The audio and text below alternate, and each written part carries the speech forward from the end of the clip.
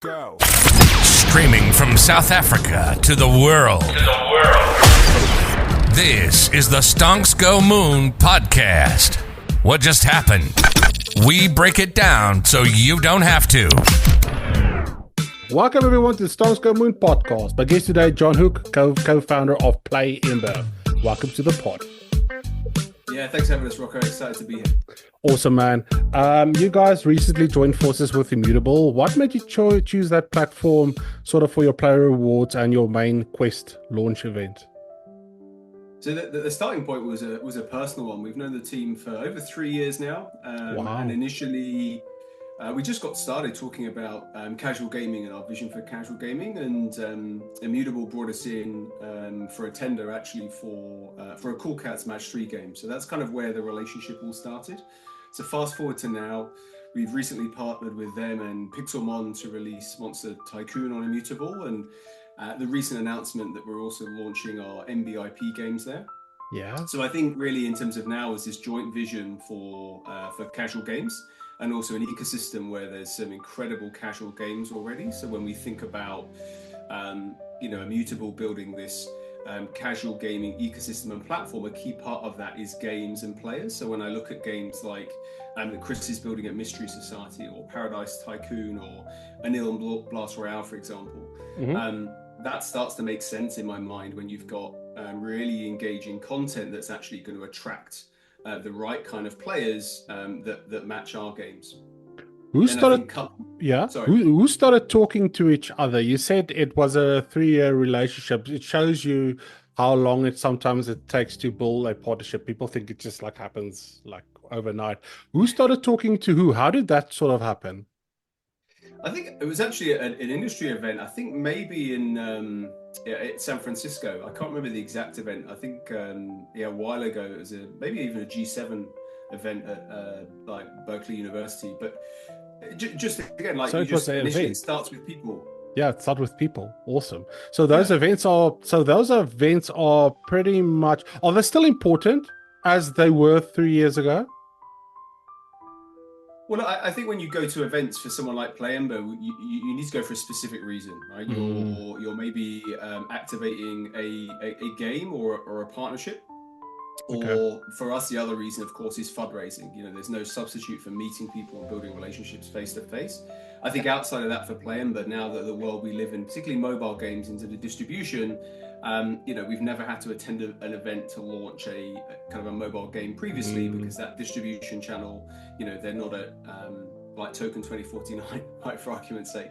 So I think it really depends on your goals. Yeah, it's always easier when you ask people for money to put a face to the to the voice. Talk to me about your journey from traditional mobile gaming to incorporating blockchain and NFTs. How's that gone? Yeah, it's been, so we try to bring the same data-driven approach, right? I put a tweet out the other day that making games is dumb, right? And what I meant by that is, it is actually really, really hard. And the only way you can negate burning lots of money and burning through, if you've raised money from investors or your community, you have a responsibility to invest that money wisely. So for us, we're still very much on that journey. It would be completely remiss of me to sit here and be like, look, we've completed Web3. We haven't. We've been running a series of tests for different versions of what Web3 casual gaming could look like. Pixelmon Monster Tycoon is one version of that. The MB games are another version of that. Some other games we'll be announcing soon are other versions of that.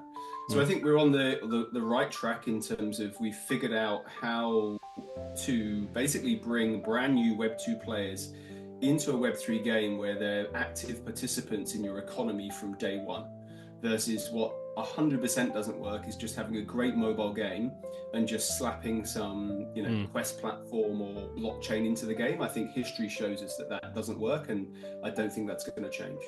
Talking about that slapping stuff on, how has your experience been with Immutable, and sort of what are your expectations from this partnership?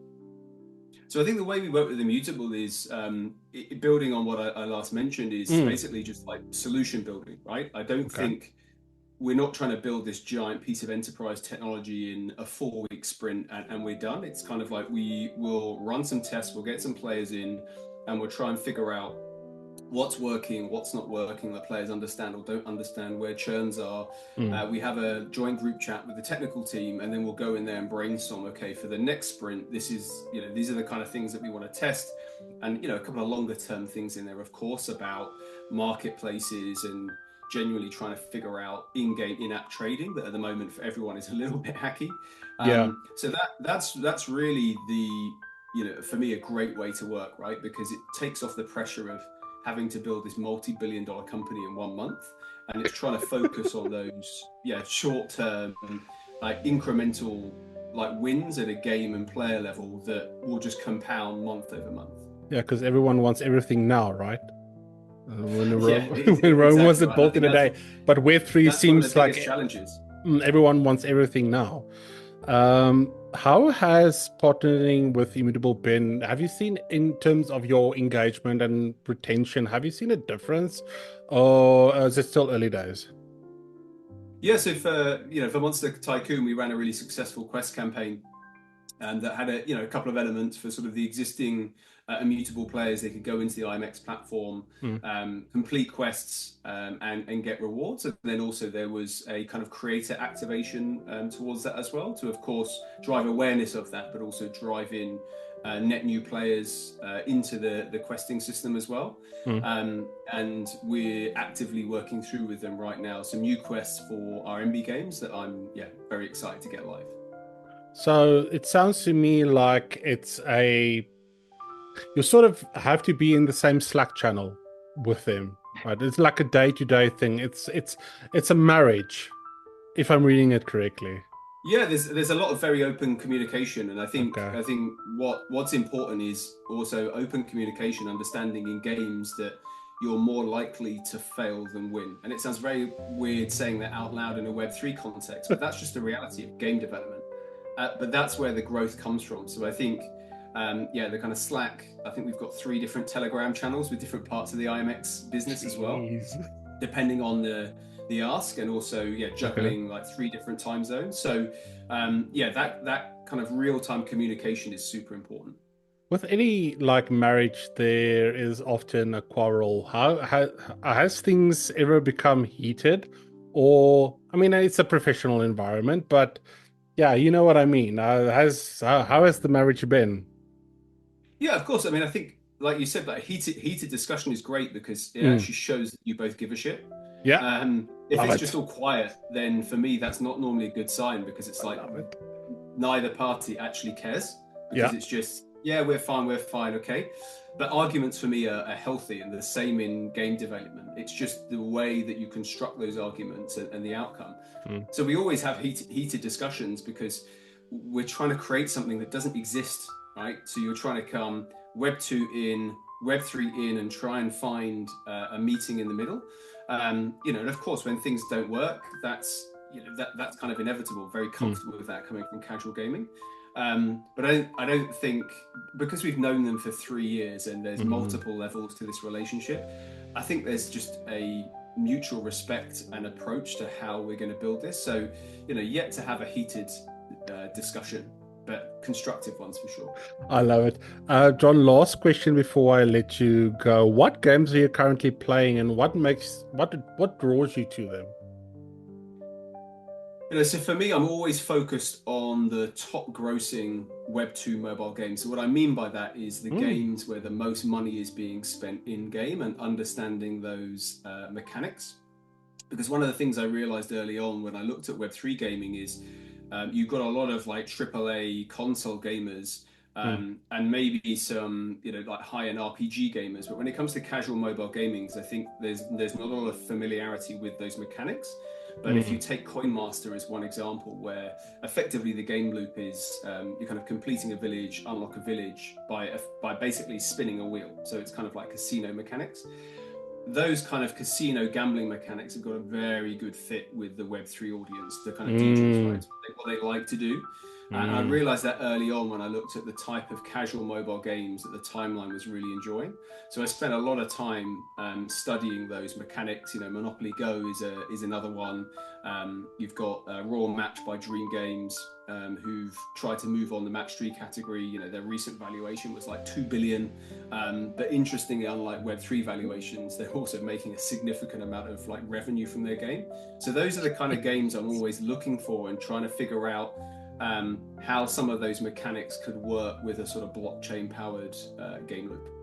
So do you sit and actually play through them and say, like, dissect it? Oh, I like what they did here, or ooh, I like this and this. Is that how it works?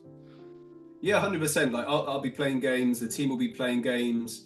There's loads of great like podcasts and YouTube resources as well, where we'll be looking at how other people are perceiving those games as well. And then obviously we'll be looking at the DApp radar, the timeline, to kind of see what's being built and also what hasn't worked in Web3 and understand why before we just make any rash decisions. Because if you're building a bigger meta mechanic in a game, that takes a little bit of time. Again, a bit like people just want to shove blockchain, and you can't just be like, oh yeah, there's this great game mechanic, a few lines of code, off you go. Sometimes these are like 3 to 6 months worth of development and testing and costs. So yeah, you definitely have to do your research. Man, I love it. Jon, thank you so much for joining me today. If the listeners want to go and connect with you and find out more about PlayEmber, where can they do that? Yeah, follow us on X. I'm sure we'll kind of pin that. We'll put all the links in the comments. Thank you so much for joining me. And to our listeners, peace, love, and prosperity. We'll catch you in the next one. Cheers. Now she's lost in pixels, needing just one more rush. Every swipe, every light pulling her deeper. Through the glass, losing grasp, she's a keeper. Eyes wide open, but she's so far gone. Stuck inside the screen where her world's all wrong. Yeah, yeah. Yeah, yeah. She's a scream queen fighting through the dark. In a neon world, gotta find a spark. Pixel by pixel, she's breaking free. This game's got nothing on her, she's the key. Now she's the main character, running through a maze, battling her demons while the music plays. Armored in courage, heart like steel. She's punching through illusions just to feel what's real. Every foe, every troll haunting her dreams. She's dodging all the traps, ripping at the seams. Eyes wide open, she's taking back her soul. Her life's her own, she's in full control. Yeah, yeah.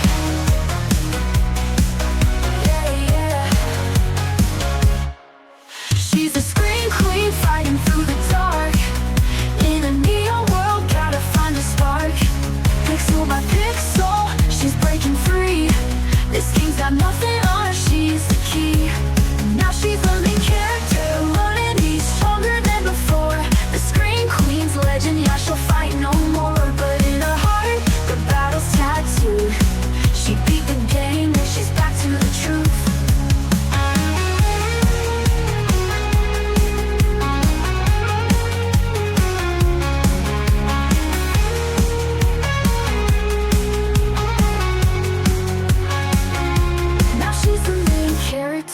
Running through a maze in a neon world, gotta find a spark. Pixel by pixel, she's breaking free.